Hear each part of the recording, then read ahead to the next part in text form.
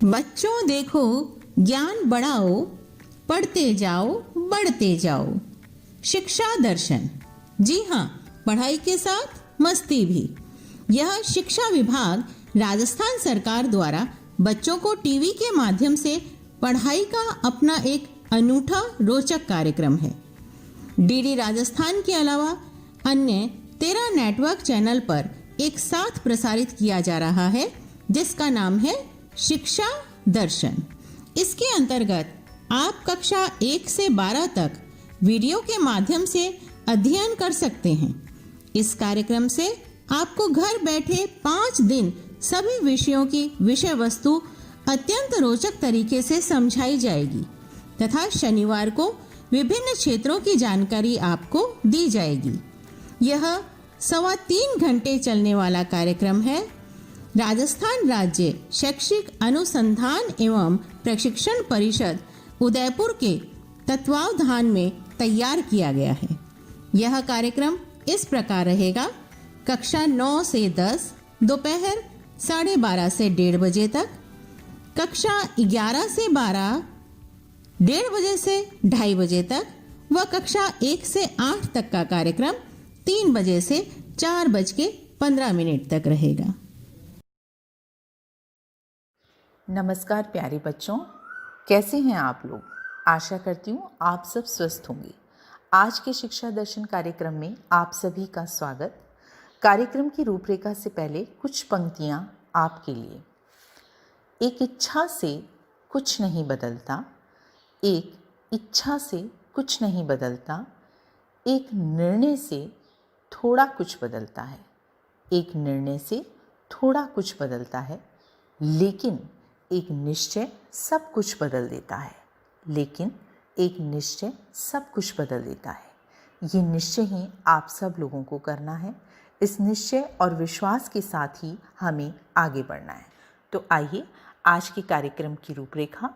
आज हम कक्षा 6, 7 और 8 के लिए गणित विषय लेकर आए हैं। कक्षा 6 में हम पूर्ण संख्याएं व रोमन संख्याओं के बारे में बताएंगे।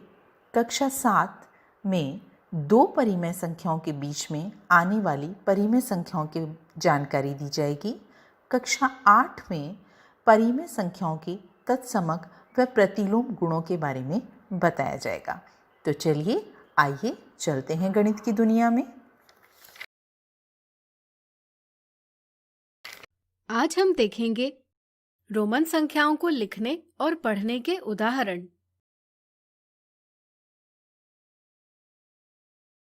जतिन छुट्टी में दिए होमवर्क पर काम कर रहा था। उसका काम माचिस की तिलियों का उपयोग करते हुए 1 से 10 तक रोमन संख्यांक लिखना था। उसके द्वारा तैयार किए गए इस चार्ट को देखें। क्या उसने सभी रोमन संख्यांक सही बनाए हैं? हम 1, 5 और 10 के संकेत कैसे लिखते हैं यह सीख चुके हैं। 2 के लिए 1 का संकेत 2 बार और 3 के लिए 1 का संकेत 3 बार लिखा जाता है। क्या उसने 4 को सही ढंग से व्यक्त किया है? नहीं।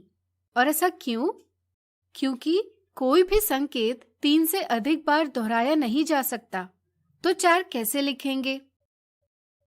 5 ऋण 1 होते हैं 4, इसलिए 5 के संकेत के बाईं ओर 1 का संकेत व्यक्त करेंगे।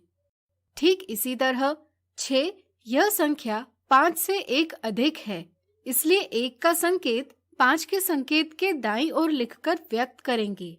इसी तरह यह है 7 और यह है 8। अब 9 को इस प्रकार व्यक्त करना गलत होगा। सही तरीका है 10 से 1 घटाना, इससे यह रोमन संख्यांक प्राप्त होता है।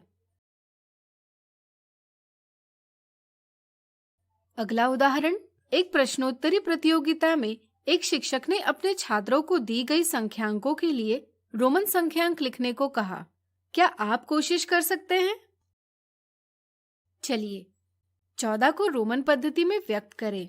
किसी भी संख्या को रोमन पद्धति में व्यक्त करने के लिए सबसे पहले इसे अंकों के स्थानीय मानों को योग में व्यक्त करें। फिर हर एक स्थानीय मान को रोमन पद्धति में लिखें और फिर इन्हें साथ रख दें। 39 बराबर 30 धन 9। इसलिए 10 के संकेत को 3 बार दोहराकर 30 और 10 के संकेत के बाई और 1 का संकेत बनाकर 9 लिखेंगे। फिर इन्हें साथ रख देंगे। 97 बराबर 90 धन 7। ध्यान रखें, 90 बनाने के लिए 3 से अधिक बार 10 नहीं जोड़ सकते। सही तरीका है 100 में से 10 घटाना और 7 को ऐसे लिखेंगे। दोनों मिलकर बन जाएंगे रोमन में 97। 149 100 धन 40 धन 9। ये रहे रोमन में 100 इस प्रकार, 40 इस प्रकार और 9 इस प्रकार व्यक्त किए जाते हैं, जो मिलकर बनाते हैं रोमन के 149। अगला उदाहरण, निम्नलिखित रोमन संख्याओं को हिंदू अरेबिक संख्या पद्धति में व्यक्त करें। रोमन के इस संख्यांक को देखें। हिंदू अरेबिक संख्या पद्धति में इसे व्यक्त करने के लिए दाएं से बाएं जाएं और नियमों का उपयोग कर संख्या प्राप्त करें। यह संकेत व्यक्त करता है 5। अगला संकेत है 1 का। चूंकि यह संकेत बड़े संकेत के पहले लिखा गया है, इसलिए इस संकेत का मान घटाया जाएगा। दाईं तरफ का अगला संकेत बड़ा संकेत है, तो जोड़ा जाएगा।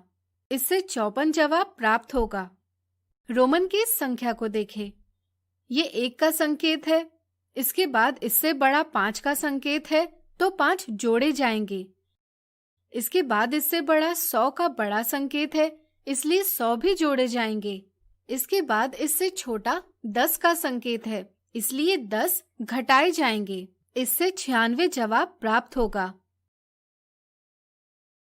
आज हमने देखा रोमन संख्याओं को लिखने और पढ़ने के उदाहरण।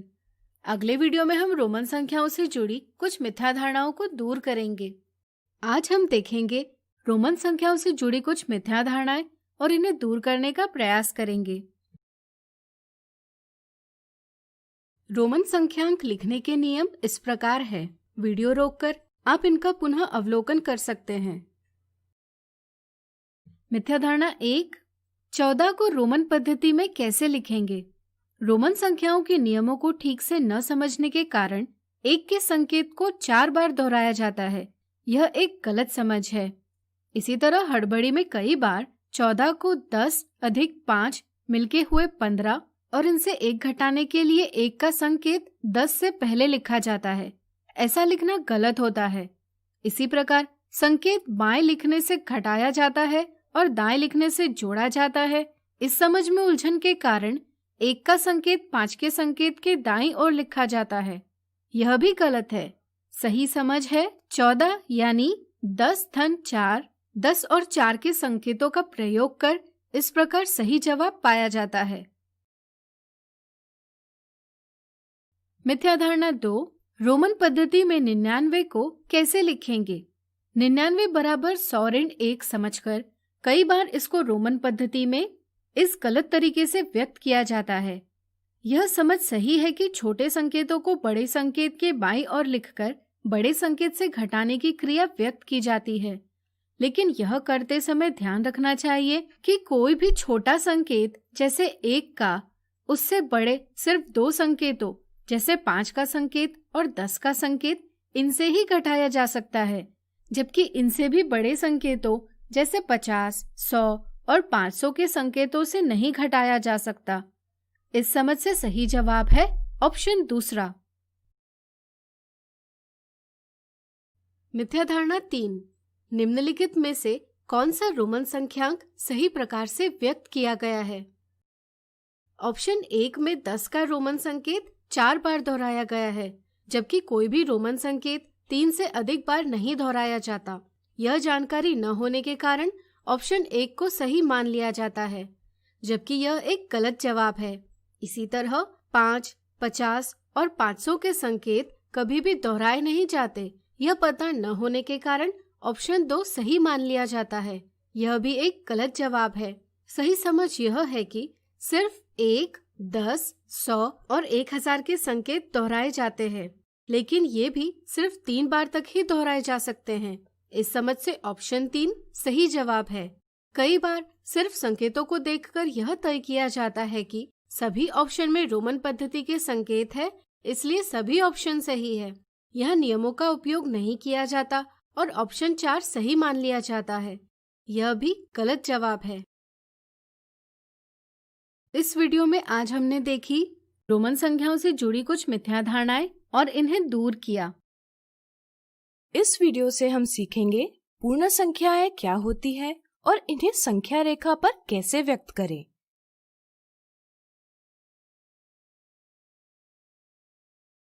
हमारे जीवन में हम कई स्थितियों में गिनती यानी काउंटिंग करते हैं, जैसे कक्षा में विद्यार्थियों की गिनती, दिन, सप्ताह और महीनों की गिनती, चीजों की गिनती इत्यादि। जैसे ही हम गिनती करना शुरू करते हैं, 1, 2, 3, 4, 5, 6, 7, 8 इत्यादि संख्याएं हमारे सामने प्राकृतिक रूप से आने लगती है। इस कारण हम गिनती गिनने वाली संख्याओं को प्राकृत संख्याएं यानी नेचुरल नंबर्स कहते हैं। चूंकि प्राकृत संख्याओं की शुरुआत 1 से होती है, इसलिए 1 यह सबसे छोटी प्राकृत संख्या है। क्या आप बता सकते हैं सबसे बड़ी प्राकृत संख्या क्या होगी? विचार करें। गिनती कभी भी समाप्त नहीं होती। इसका मतलब प्राकृत संख्याएं अनंत यानी इनफाइनाइट है। इस कारण सबसे बड़ी प्राकृत संख्या पता नहीं की जा सकती। अगर किसी प्राकृत संख्या में 1 जोड़ा जाता है तो हमें उसकी ठीक अगली प्राकृत संख्या प्राप्त होती है, जो कहलाती है परवर्ती यानी सक्सेसर। जैसे 3 का परवर्ती 4 और 4 का परवर्ती 5 होता है।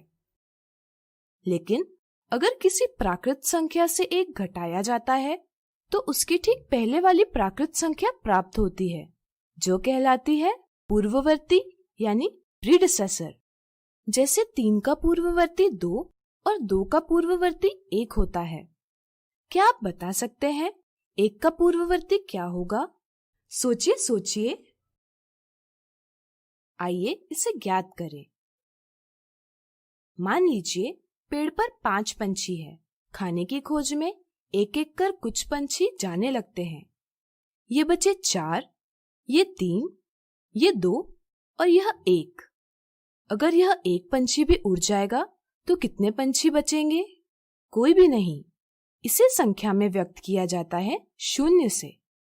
अब आप समझ ही गए होंगे कि प्राकृत संख्याओं की तरह 0 भी हमारे लिए बहुत उपयोगी है।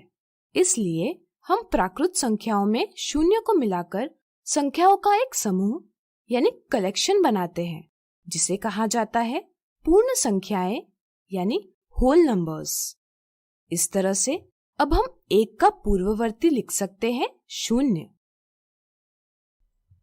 पूर्ण संख्याओं की समझ बनाने के लिए संख्या रेखा यानी नंबर लाइन एक उपयुक्त माध्यम है। संख्या रेखा एक सरल रेखा यानी स्ट्रेट लाइन है, जिस पर संख्याएं समान अंतर यानी इक्वल डिस्टेंस पर दर्शाई जाती है। समान अंतर कहलाता है मात्रक दूरी या इकाई दूरी यानी यूनिट डिस्टेंस। आमतौर पर संख्या रेखा को क्षैतिज रूप से यानी हॉरिजॉन्टली दर्शाया जाता है। संख्या रेखा पर बाएं से दाएं जाने पर संख्याओं का मान बढ़ता है, जबकि दाएं से बाएं जाने पर संख्याओं का मान छोटा होता जाता है। इस समझ से संख्याओं की तुलना यानी कंपैरिजन संख्या रेखा पर आसानी से की जा सकती है। पूर्ण संख्याओं की संख्या रेखा बनाने के लिए एक सरल रेखा खींचें और उस पर समान अंतर पर बिंदु अंकित करें। इन बिंदुओं को 0, 1, 2, 3 इत्यादि नाम देकर हम पूर्ण संख्याओं के लिए संख्या रेखा बना सकते हैं। इस तरह हमने सीखा पूर्ण संख्याएं क्या होती है और इन्हें संख्या रेखा पर कैसे व्यक्त करें। अगले वीडियो में कुछ उदाहरणों से इसे अच्छे से जानेंगे। आज हम कुछ उदाहरणों से सीखेंगे पूर्ण संख्याओं यानी होल नंबर्स की तुलना कैसे की जाती है और इनके परवर्ती यानी सक्सेसर और पूर्ववर्ती यानी प्रीडिसेसर कैसे प्राप्त किए जाते हैं।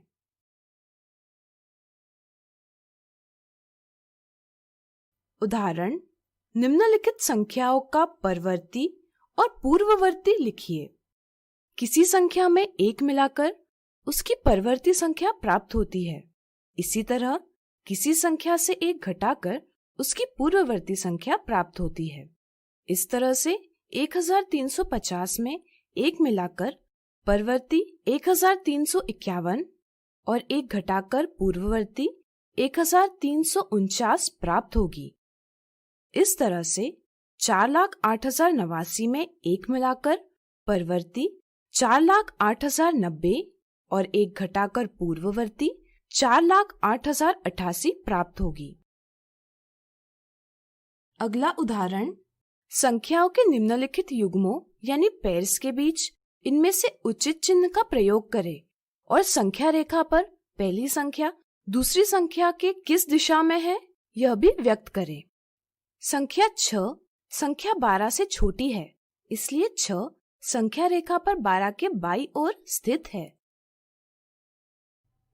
संख्या 70 संख्या 50 से बड़ी है। इन्हें संख्या रेखा पर व्यक्त करने के लिए बिंदुओं के बीच उचित दूरी रखनी होगी। यहाँ हम दूरी 10 मात्रक यानी यूनिट्स रखेंगे। इस प्रकार अब संख्या रेखा पर संख्याएं 70 और 50 व्यक्त की जा सकती है। संख्या रेखा से अब यह पता चलता है कि 70 संख्या 50 के दाईं ओर स्थित है। अगला उदाहरण, संख्याओं के निम्नलिखित युग्मों यानी पेयर्स के बीच कितनी पूर्ण संख्याएं हैं। किन्हीं भी 2 पूर्ण संख्याओं के बीच कितनी पूर्ण संख्याएं हैं यह पता करने के लिए पहले हम बड़ी संख्या से छोटी संख्या घटाते हैं, फिर आने वाले हल से एक और घटाते हैं। ऐसा करने पर हम ज्ञात कर पाएंगे कि 2 और 5 के बीच में 2 पूर्ण संख्याएं हैं। इसी प्रकार 45 और 69 के बीच कितनी पूर्ण संख्याएं हैं यह पता करने के लिए 69 ऋण 45 ऋण 1 का हल प्राप्त करेंगे।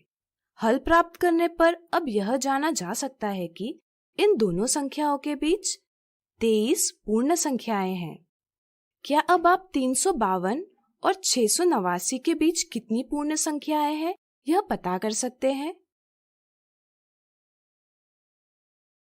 यह पता किया जा सकता है 689 ऋण 352 ऋण 1 के हल से, जो होगा 336, यानी इन दोनों के बीच 336 पूर्ण संख्याएं हैं। इन उदाहरणों से आज हमने पूर्ण संख्याओं की तुलना कैसे की जाती है और इनके परवर्ती और पूर्ववर्ती कैसे प्राप्त किए जाते हैं यह सीखा। अगले वीडियो में हम पूर्ण संख्याओं से संबंधित मिथ्या धारणाओं को दूर करेंगे। आज हम सीखेंगे 2 परिमेय संख्याओं के बीच में परिमेय संख्याएं ज्ञात करना।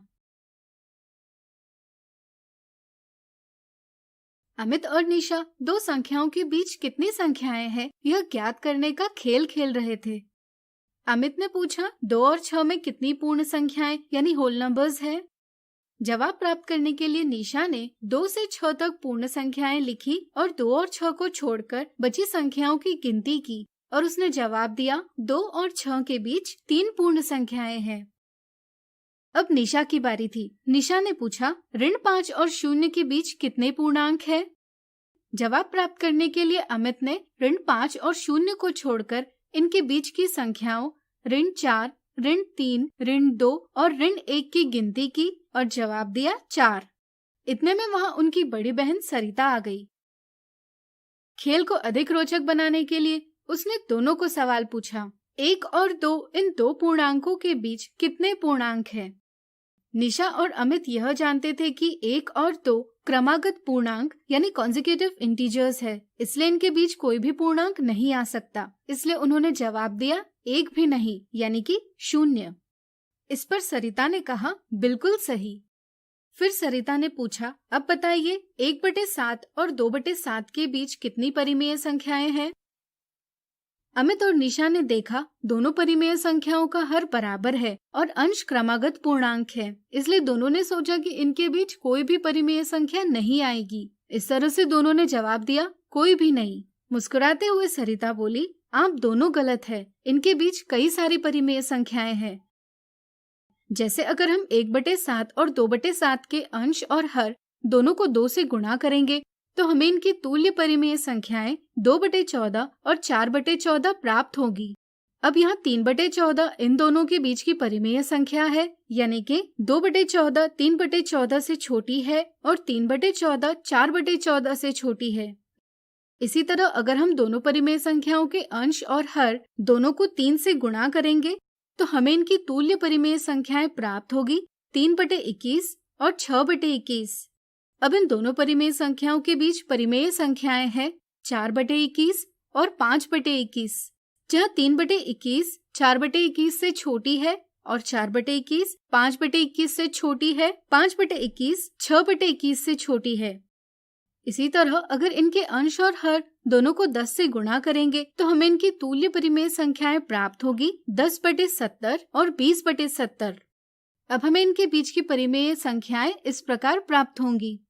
इसी प्रकार 1/7 और 2/7 के बीच कई सारी परिमेय संख्याएं ज्ञात की जा सकती है।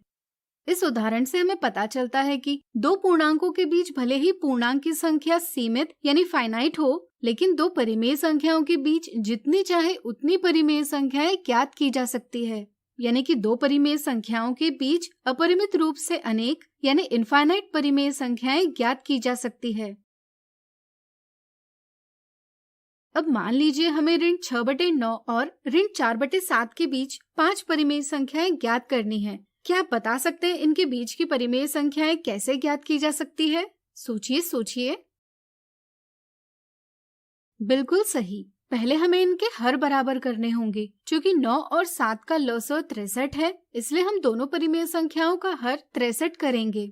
इसके लिए हम ऋण 6/9 के अंश और हर को 7 से गुणा करेंगे और ऋण 4/7 के अंश और हर को 9 से गुणा करेंगे। इससे हमें ऋण 6/9 की तुल्य परिमेय संख्या प्राप्त होगी। ऋण 42/63 और ऋण 4/7 की तुल्य परिमेय संख्या ज्ञात होगी ऋण 36/63। यहाँ ऋण 36/63 ऋण 42/63 से बड़ी है, क्योंकि संख्या रेखा पर ऋण 36/63 ऋण 42/63 के दाईं ओर है। या हम यह भी कह सकते हैं कि ऋण 36/63 ऋण 42/63 की तुलना में शून्य के अधिक पास है। इस तरह से अब हम दोनों परिमेय संख्याओं के बीच इस प्रकार से परिमेय संख्याएं लिख सकते हैं। जरा सोचिए, दो संख्याओं के बीच की परिमेय संख्याएं ज्ञात करने के लिए क्या हम संख्या रेखा का प्रयोग कर सकते हैं? सोचिए।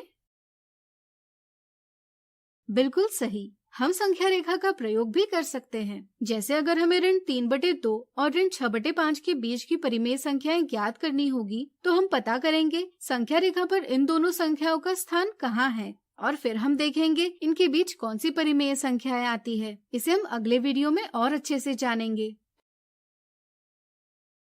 तो आज हमने सीखा दो परिमेय संख्याओं के बीच में परिमेय संख्याएं ज्ञात करना। अगले वीडियो में इनसे संबंधित कुछ उदाहरणों को हल करेंगे। आज हम देखेंगे दो परिमेय संख्याओं के बीच की परिमेय संख्याएं ज्ञात करने के उदाहरण।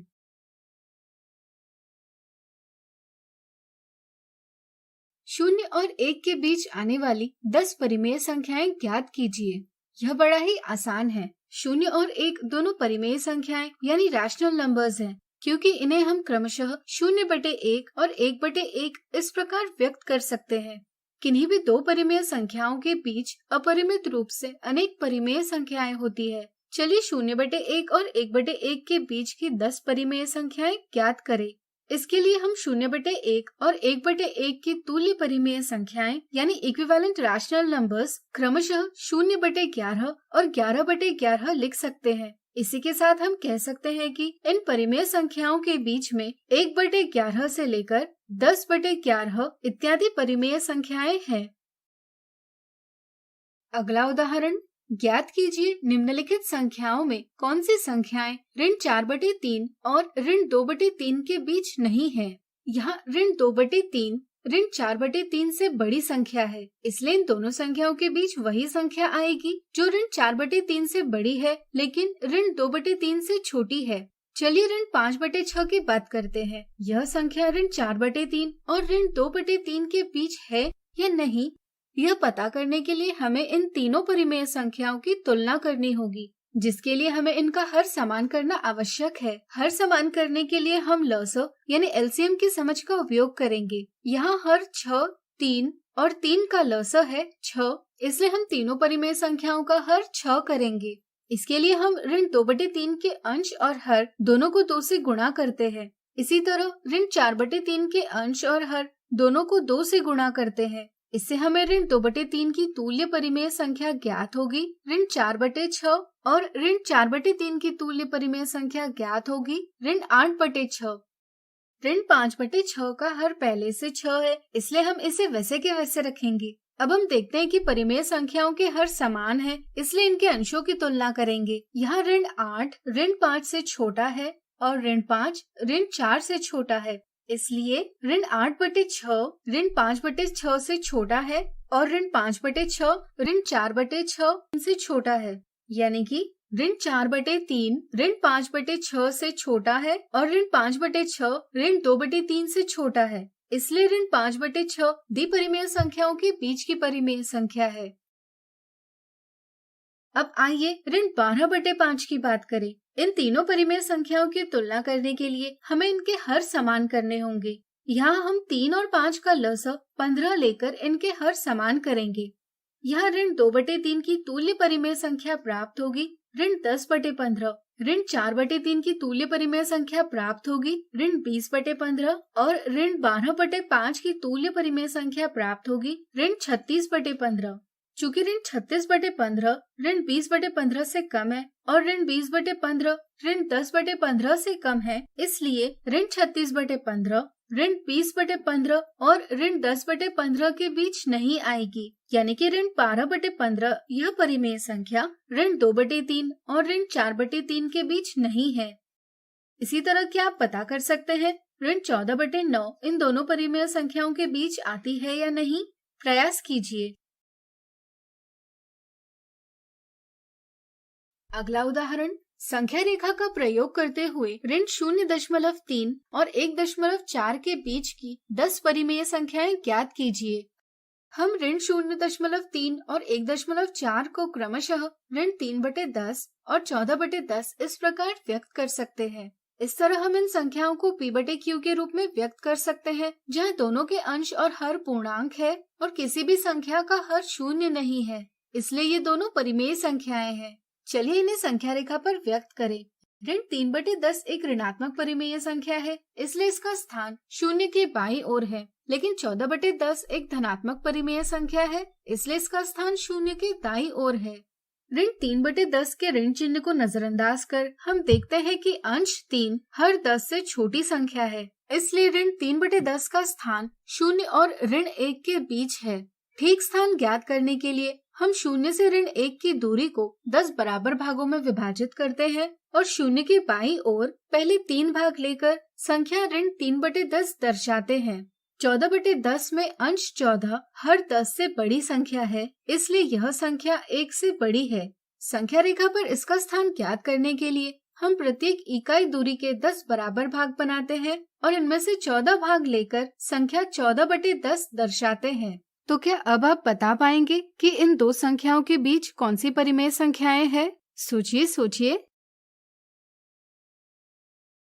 चलिए हम बताते हैं। अब जैसा कि आप देख सकते हैं, इनके बीच परिमेय संख्याएं हैं ऋण 2/10 से लेकर 10/10 या 1, 11/10, 12/10, 13/10। ध्यान रहे 0 और 1 भी परिमेय संख्याएं ही है। तो आज हमने देखे दो परिमेय संख्याओं के बीच की परिमेय संख्याएं ज्ञात करने के उदाहरण। अगले वीडियो में हम देखेंगे इनसे जुड़ी कुछ मिथ्या धारणाएं। आज हम देखेंगे दो परिमेय संख्याओं के बीच की परिमेय संख्याएं ज्ञात करने से संबंधित मिथ्या धारणा और एक मजेदार विधि।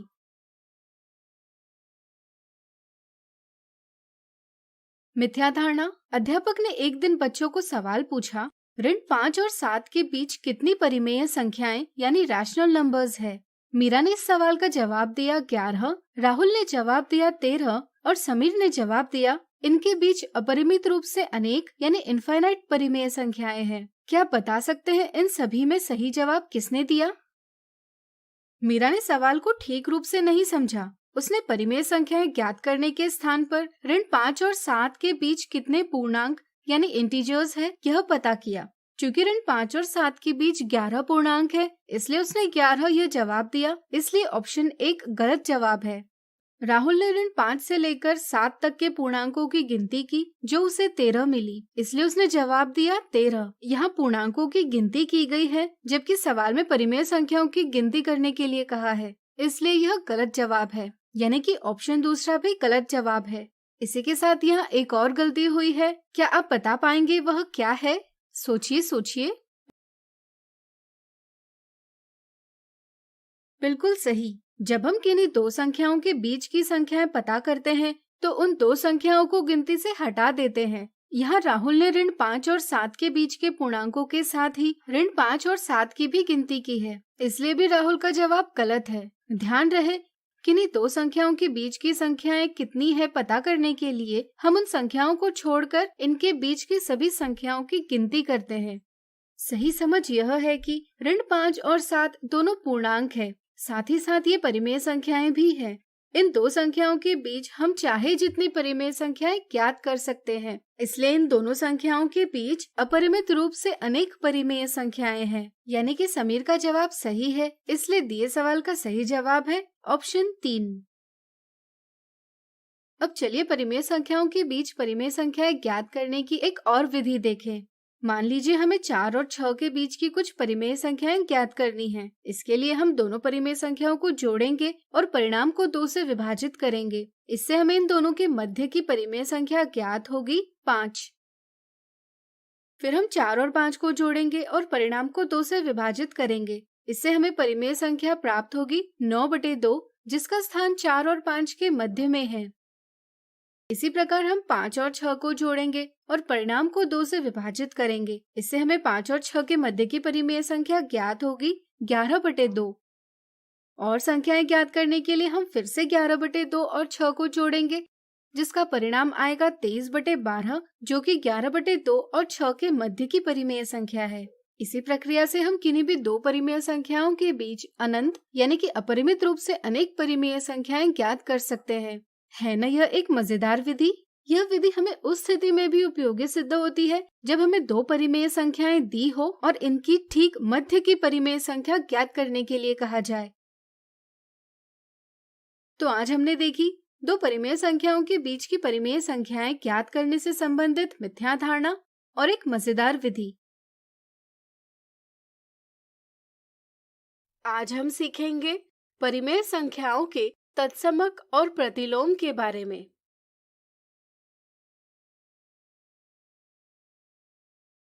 तत्समक यानी आइडेंटिटी का अर्थ है पहचान।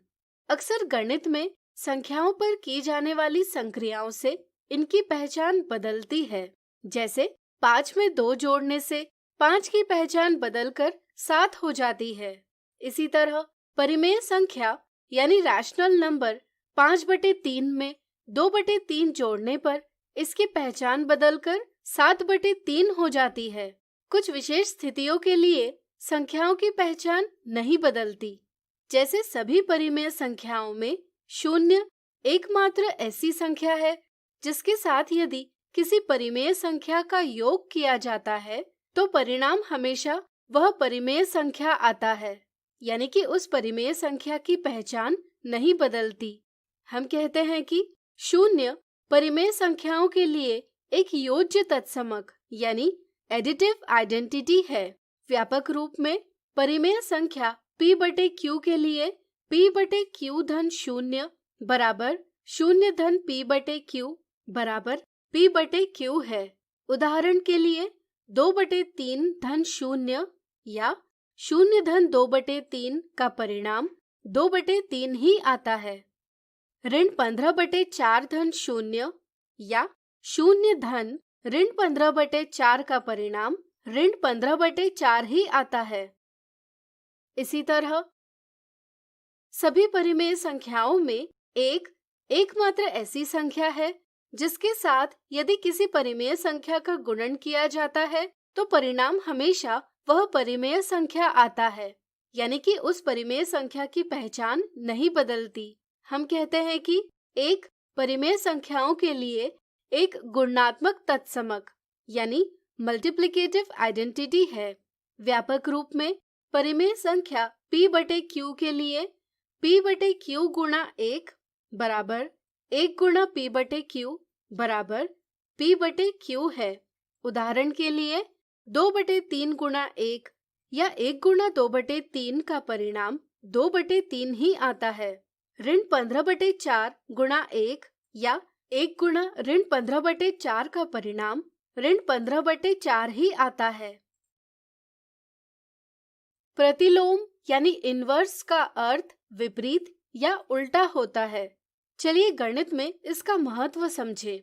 मान लीजिए हमने एक परिमेय संख्या ली 3/7।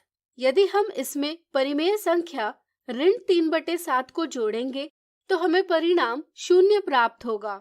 हम कह सकते हैं कि 3/7 और ऋण 3/7 जोड़े जाने पर एक दूसरे के मान को 0 करते हैं, इसलिए वे एक दूसरे के ऋणात्मक यानी निगेटिव या योज्य प्रतिलोम यानी एडिटिव इनवर्स है। व्यापक रूप में यदि किन्हीं भी दो परिमेय संख्याओं का योग करने पर परिणाम 0 आता है तो दोनों परिमेय संख्याएं एक दूसरे की योज्य प्रतिलोम कहलाती है। जैसे यहाँ परिमेय संख्या ऋण p/q परिमेय संख्या p/q का योज्य प्रतिलोम है। इसी तरह परिमेय संख्या p/q परिमेय संख्या ऋण p/q का योज्य प्रतिलोम है। परिमेय संख्या का ऋणात्मक या योज्य प्रतिलोम उसे ऋण 1 से गुणा कर यानी उसका चिन्ह बदलकर प्राप्त किया जाता है। अब मान लीजिए हमने एक परिमेय संख्या ली 10/11। क्या आप ऐसी परिमेय संख्या बता सकते हैं जिसका इस संख्या से गुणन करने पर परिणाम 1 आएगा? सोचिए सोचिए। बिल्कुल सही, ऐसी संख्या होगी 11/10। यदि एक परिमेय संख्या a/b का गुणन दूसरी परिमेय संख्या c/d से करने पर यदि गुणनफल 1 आता है तो हम कहते हैं कि परिमेय संख्याएं a/b और c/d एक दूसरे की गुणात्मक प्रतिलोम या व्युत्क्रम यानी रेसिप्रोकल है। किसी शून्येतर परिमेय संख्या का गुणात्मक प्रतिलोम उसके अंश और हर को परस्पर बदलकर प्राप्त किया जाता है। तो अब आपको योज्य तत्समक, गुणात्मक तत्समक, योज्य प्रतिलोम और गुणात्मक प्रतिलोम की समझ बन गई होगी। आज हमने सीखा परिमेय संख्याओं के तत्समक और प्रतिलोम के बारे में। अगले वीडियो में इनसे जुड़े कुछ दिलचस्प उदाहरण देखेंगे। आज हम देखेंगे परिमेय संख्याओं के तत्समक और प्रतिलोम के उदाहरण।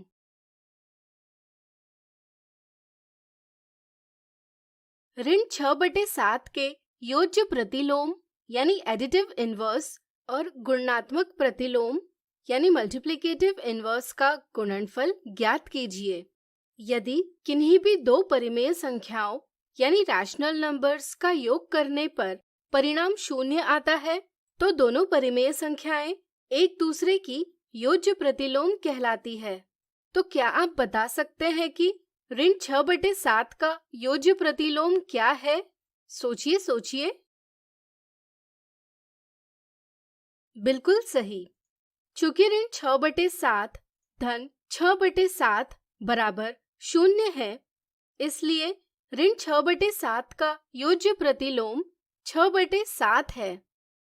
इसी तरह यदि किन्हीं भी दो परिमेय संख्याओं का गुणन करने पर परिणाम 1 आता है तो दोनों परिमेय संख्याएं एक दूसरे की गुणात्मक प्रतिलोम कहलाती है।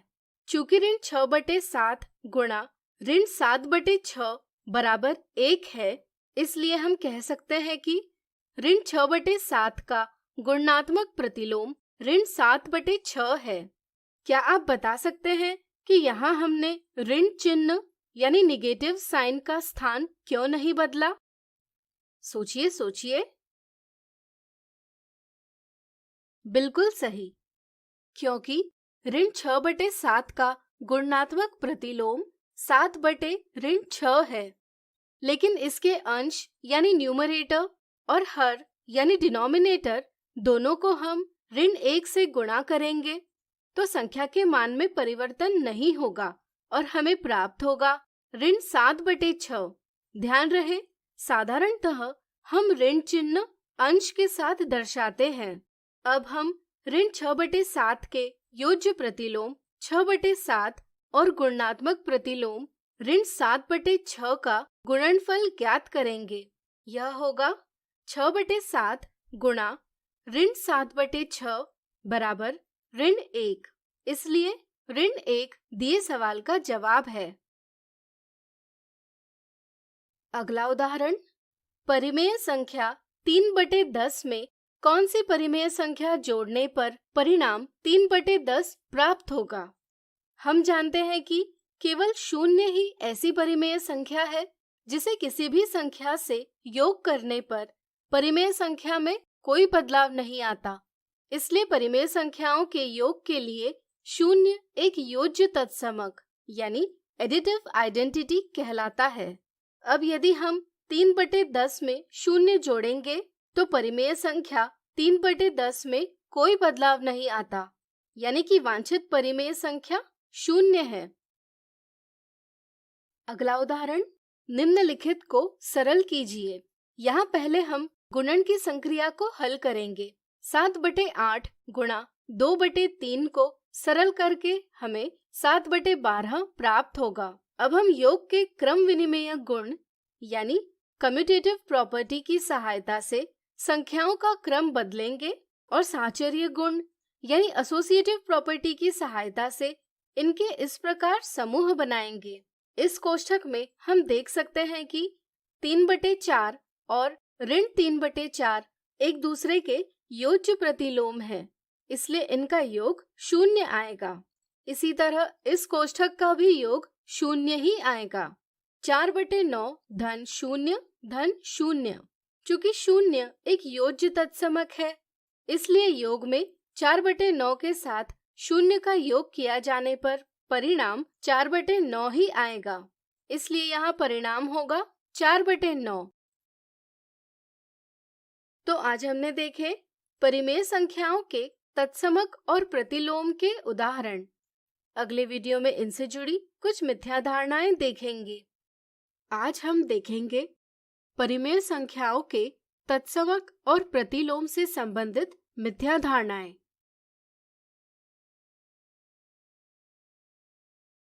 मिथ्या धारणा 1, परिमेय संख्या यानी रैशनल नंबर p/q के लिए निम्नलिखित में से कौन सा कथन सत्य है? कुछ बच्चों को योज्य तत्समक यानी एडिटिव आइडेंटिटी और योज्य प्रतिलोम यानी एडिटिव इनवर्स की समझ में भ्रम होता है। वे सोचते हैं कि आईने में दिखाई देने वाली प्रतिमा के जैसे परिमेय संख्या p/q का योज्य तत्समक ऋण p/q है, इसलिए वे ऑप्शन 1 जवाब देते हैं, जो कि एक गलत जवाब है। ध्यान रहे, 0 परिमेय संख्याओं के लिए योज्य तत्समक है, क्योंकि किसी भी परिमेय संख्या के साथ 0 जोड़ा जाए तो उस परिमेय संख्या का मान नहीं बदलता, यानी उसकी पहचान नहीं बदलती। इसी तरह किसी परिमेय संख्या a/b के साथ यदि कोई दूसरी परिमेय संख्या c/d जोड़ी जाए जिससे परिणाम 0 प्राप्त हो, तो a/b और c/d एक दूसरे के योज्य प्रतिलोम कहलाते हैं। यहाँ p/q में ऋण p/q जोड़ने पर परिणाम 0 प्राप्त होता है, इसलिए p/q के लिए ऋण p/q एक योज्य प्रतिलोम है, इसलिए ऑप्शन 2 सही जवाब है। मिथ्या धारणा 2, निम्नलिखित में से कौन से उदाहरण से ज्ञात होता है कि परिमेय संख्याओं के लिए एक गुणात्मक तत्समक यानी मल्टीप्लिकेटिव आइडेंटिटी है? कुछ बच्चे गुणात्मक तत्समक की अवधारणा को एक व्याख्या के रूप में याद कर लेते हैं। वे इसका अर्थ नहीं समझ पाते। पहले ऑप्शन को देखकर बच्चे सोचते हैं कि यहाँ गुणन की संक्रिया की गई है और परिणाम 1 प्राप्त हुआ है, इसलिए यह उदाहरण गुणात्मक तत्समक का उदाहरण है। इस कारण वे ऑप्शन 1 यह गलत जवाब देते हैं। ध्यान रहे, यदि किसी परिमेय संख्या का गुणन 1 से किया जाए तो परिणाम वही परिमेय संख्या प्राप्त होती है, यानी कि उस परिमेय संख्या के मान में कोई परिवर्तन नहीं होता। इसलिए हम कहते हैं कि परिमेय संख्याओं के लिए 1 गुणात्मक तत्समक है, यानी कि यहाँ ऑप्शन 2 सही जवाब है। तो आज हमने देखी परिमेय संख्या के तत्समक और प्रतिलोम से संबंधित मिथ्या धारणाएं। प्यारे बच्चों, आज गणित पढ़कर कैसा लगा? कक्षा 6 को तो बहुत अच्छा लगा होगा जब उन्होंने बड़ी बड़ी संख्याओं को रोमन में कितने छोटे रूप में लिखा होगा। कक्षा 7 ने आज 2 परिमेय संख्याओं के बीच में आने वाली परिमेय संख्याओं को जाना। इसी प्रकार कक्षा 8 में परिमेय संख्याओं के तत्समक व प्रतिलोम गुणों को जाना। निसंदेह सारी ही विषय वस्तु आपको समझ में आई होगी, परंतु इन सभी प्रश्नों को आपको अपनी कॉपी में फिर से हल करना है। आइए चलते हैं, कल हम क्या पढ़ेंगे। कल हम कक्षा 6 के लिए गणित में वही पूर्ण संख्याएं और संख्या रेखा और पूर्ण संख्याओं की संक्रियाओं को पढ़ेंगे।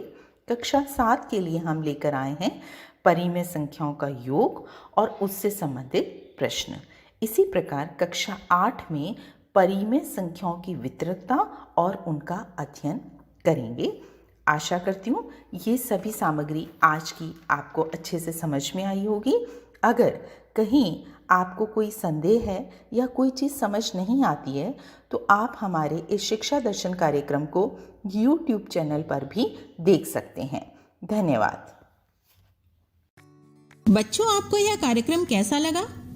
अपना सुझाव अवश्य दें।